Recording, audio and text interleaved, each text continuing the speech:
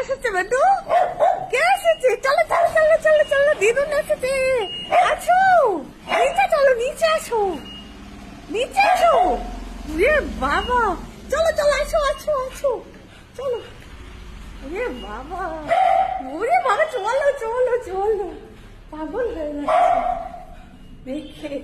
এটুকু তো আগের থেকে বলাও হয়নি যে দিদুন আসবে। দেখে বেটু আবার, হ্যাঁ যাচ্ছি তো, আবার ডাকতে আসতে, মা চলো তাড়াতাড়ি, দরজা খোলো, দিদুন এসেছে।